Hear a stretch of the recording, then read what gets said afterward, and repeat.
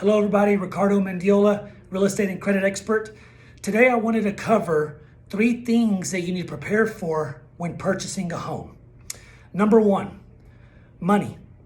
There's like 2 sides of the spectrum, right? You have some people that believe that you need 20% down to be able to buy a house.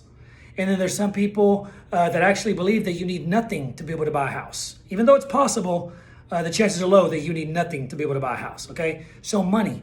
You need money for down payment and you need money for closing costs. Now, it's true there's programs that will help you out with your down payment that we could get you approved for. Therefore, you don't have to put a down payment. But I always tell all my clients, prepare for the worst, okay? Let's say you do need money for down payment. So save up money for your down payment, okay? FHA requires 3.5, conventional requires 3%. Those are the 2 most common loans, okay? So you buy a $100,000 house and you do an FHA loan, you need $3,500. If you do a conventional loan, 3% of $100,000 is $3,000. I just used $100,000 for easy math, okay? So number 1, save up money.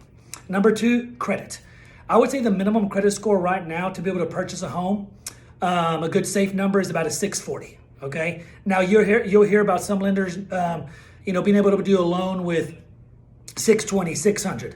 I just chose 640 as a good safe number. If you get to 640, your chances of being able to get approved credit-wise for a home loan are going to be very great, okay? So credit, fix your credit, prepare your credit, get it over a 640 to increase your chances of being able to get approved. And then number 3, verifiable income. Okay, you could have all the money in the world, you could have a 700 credit score, but if you can't show the bank that you have income coming in every month to be able to support the monthly payment, they will not give you the loan. So you need to show proof of income. If you're a W-2 employee, that'll be pretty easy. Your verification will be your pay stubs, it'll be your W-2s, and it'll be your taxes. Now, for people that are self-employed, it could get a little trickier for them, because a lot of self-employed people write off a lot of stuff. So their taxable income is very, very, very low. If you show the bank that your taxable income is $20,000, yes, you might get approved for a home loan, but a $40,000 home loan, $50,000 home loan, what can you find for that price? So anyways, be prepared, okay, within the area of verifiable income.